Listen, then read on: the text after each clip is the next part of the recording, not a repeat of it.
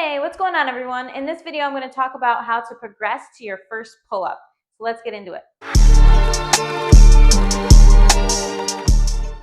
All right, so first we need to know what muscles we're actually working in a pull-up. What muscles do we need to strengthen to be able to get up over that bar?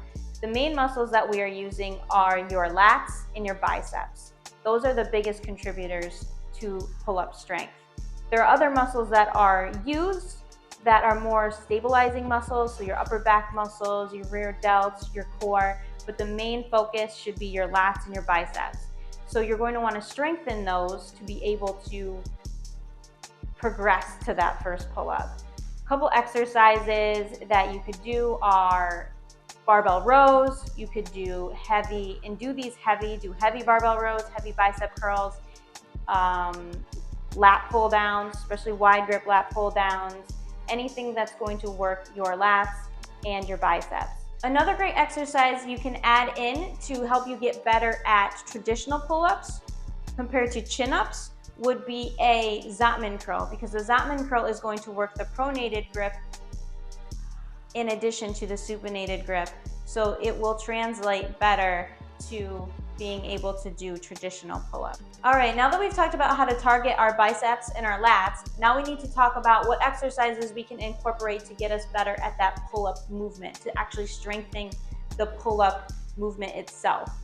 So we're gonna start real basic and we're gonna work our way up to more challenging exercises and get you closer to that first pull-up. Some exercises you can add in to start with are dead hangs and scapular pull-ups. Those are great foundational exercises to help you strengthen that pull-up movement and help you with your form in getting the pull-up down. One of my favorite exercises for beginners when they're learning to perform a pull-up is the inverted row. You can do the inverted row with TRX bands or a barbell in a rack. What I love about the inverted row is that you can change the difficulty as you get stronger. So you can put the bar lower to make it more challenging and raise it to make it easier. The angle of your body is going to determine the difficulty. So if you're parallel to the ground, it's going to be more difficult than you are at an upright angle. And then as you get even stronger, you can incline your legs so that you're at more of a negative angle, and that's going to be even more difficult. So there's lots of ways to make this more challenging and to be able to progress it and get you continuing to get stronger.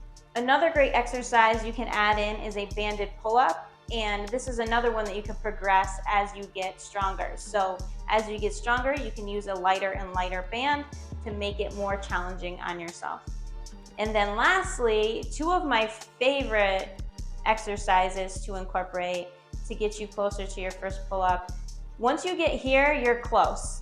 These are definitely more challenging, and I think these will put you over the edge to be able to get your first pull-up. So if you are close to being able to do one, this is what I would add into your programming.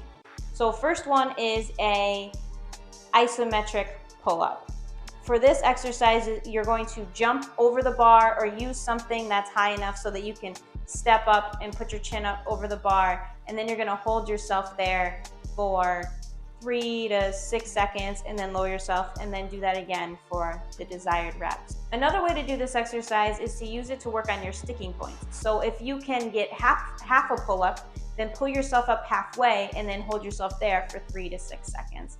Lower yourself and repeat for the desired reps.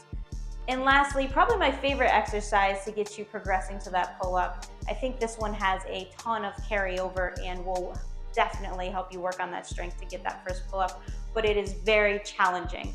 So you might not be ready for it, but if you're up for a challenge, the next exercise is a negative pull-up. So for this exercise, you're going to jump up over the bar or use something to get your chin up over the bar, just like the isometric pull-up, but now you're gonna lower yourself really slowly. Lower yourself for 3 to 6 seconds, I would say, and then repeat.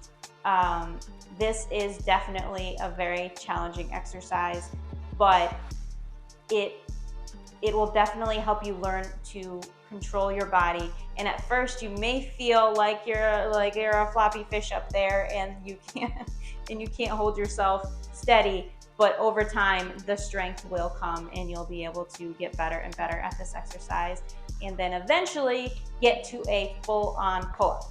All right, some tips and tricks that I have for you. First, there are 3 different variations of this. You can do a regular pronated grip pull-up, a traditional pull-up. That one is the most challenging. So I would actually start with either a chin-up or a neutral grip pull-up. A neutral grip will probably be the easiest, then a chin-up, then you can progress. Once you can get those, then maybe try a pull-up. If you're really serious about getting better at pull-ups, I would practice this movement as much as possible. You could even do it every day, a couple times throughout the day.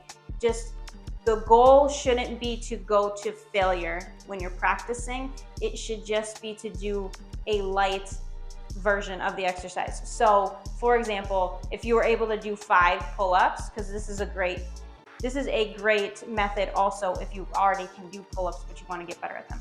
So let's say I could do 5 pull-ups. I might do 1 or 2 pull-ups throughout the day, every day, to get stronger at the movement. It's basically you're practicing and your body's getting better at the exercise. But if you're not able to do even 1 pull-up, maybe you practice with a couple banded pull-ups or something like that. But you want to practice it every day to get better at it, and that's how your body's going to get stronger at the exercise. Another thing to keep in mind is if pull-ups are your focus, like you're really focused on getting stronger at pull-ups, you need to make them a focus of your programming. So that means you want to put them at the top of your workouts. You don't want to put them in the middle where you're already tired and you're not really going to be able to give that exercise your all. Anything that you want to focus on, you want to put towards the top of your workouts. My last tip is to lift heavy or make the exercise, there's different ways you can progress the exercises that I was saying. Make them challenging enough where you can only perform them in lower rep ranges. You don't want to be doing 10 to 15 reps, up in those higher rep ranges, because you're not going to build as much strength as you will in the lower rep ranges. So you want to make the exercises you're doing challenging enough where you have to be, doing maybe 5 reps of the exercise is a good place to be. So for example, with the inverted row, if you can do 10 to 15 regular ones, maybe then you incline your feet. Bring it to a spot where you have trouble and it's challenging to where you can only do maybe 5, 6 reps. Same thing with if you're going to add rows in or something like that, do it at a lower rep range. Don't be performing exercises in the 12 to 15 rep range.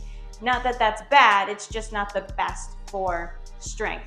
So if you want to focus on strength, lower rep ranges, lift heavy, make it more challenging where you can only do a couple of reps. All right, last thing, if you're thinking, this all sounds great, but I don't really know how to program this, I would rather have someone just do it for me. Just lay it all out for me. Tell me what exercises to do. Tell me what rep range. Tell me what intensities. Tell me what volume. All of that. I would rather just someone make me a program. We just added a new pull-up focus program into the Squad. The Squad is our affordable group coaching program where we offer a bunch of different programs to choose from for all different goals, all different experience levels, and we just added a pull-up program in last month. The program starts from 0, so it's going to progress you to that first pull-up. It's not for somebody who can already do a pull-up, so it starts with the basics and progresses and gets more challenging. So if that's something that sounds interesting to you, I'm going to put a link in the show notes that will give you more details on the Squad. And if you do decide to sign up, you get a 2-week free trial. If not, I hope to see you all soon.